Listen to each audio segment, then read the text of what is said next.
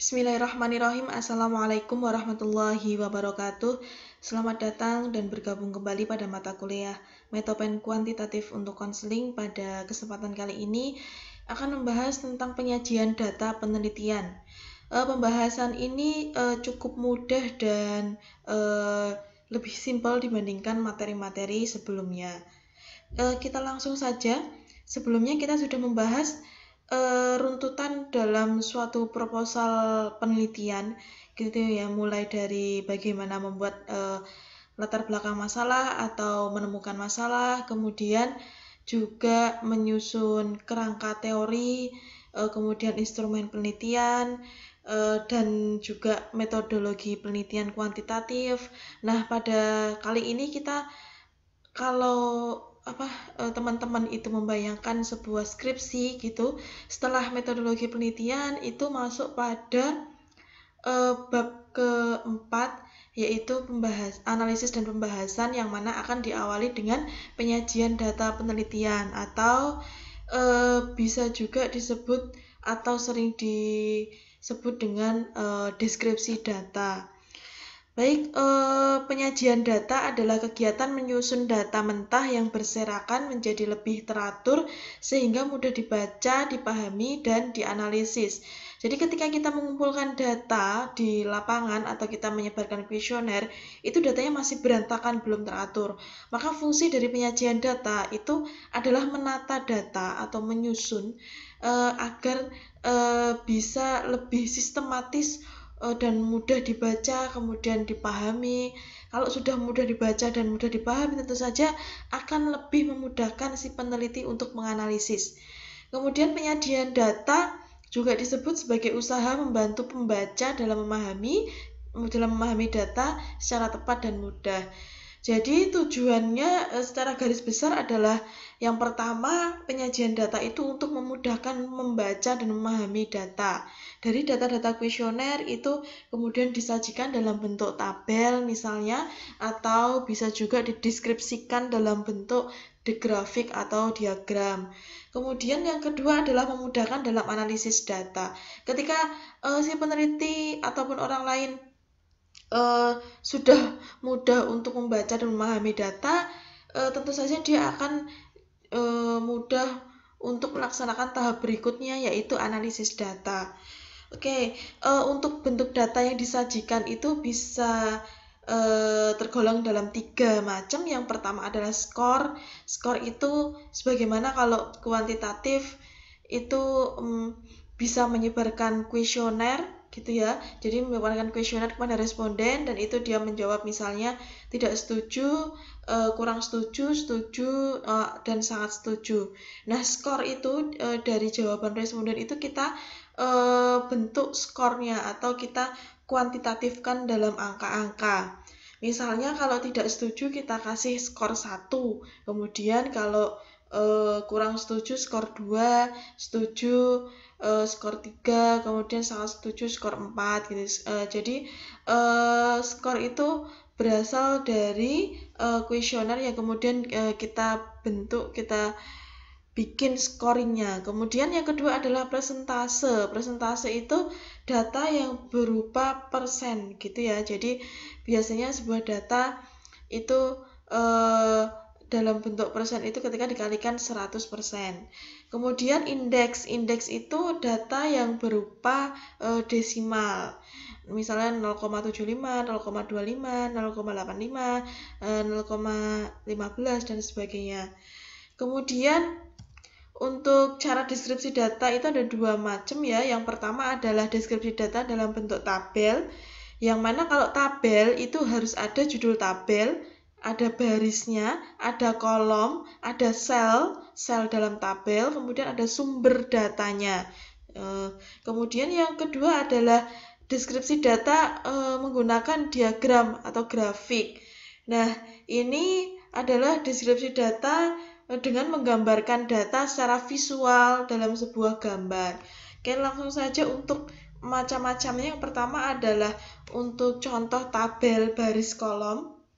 Jadi tadi kan dikatakan bahwa komponen tabel itu ada judul tabelnya seperti ini, ada judul tabel dan juga nomor tabel. Tabel 1 ini perkembangan jumlah lulusan pada kota ABC. Nah, itu juga dalam tabel ini dia mempunyai baris ya.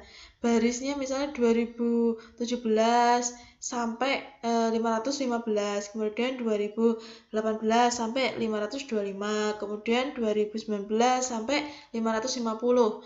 Nah, kemudian sedangkan kolomnya itu adalah tahun 2017 sampai 2019, kolom kedua SD sampai 110, kolom ketiga SMP 100 sampai 125 dan sebagainya.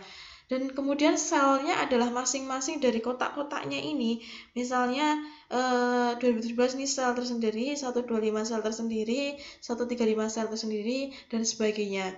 Kemudian di akhir pada tabel itu juga harus ada sumbernya.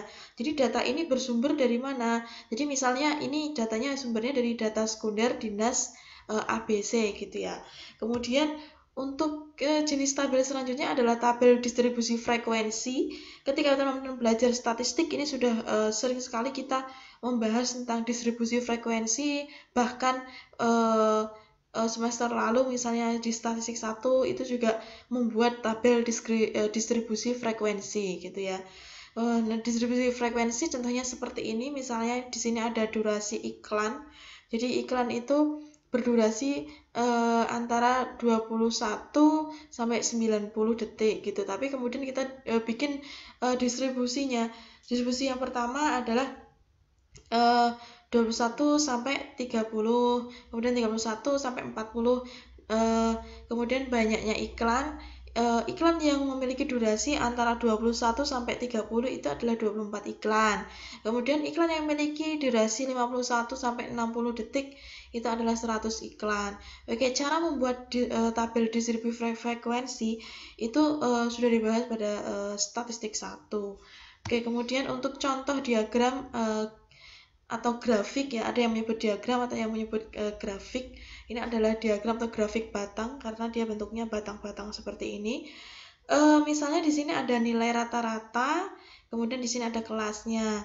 Di kelas 9A, 9B, 9C, 9D, 9E. Ini contoh dari diagram atau grafik batang yang dia berupa visual gambar visual.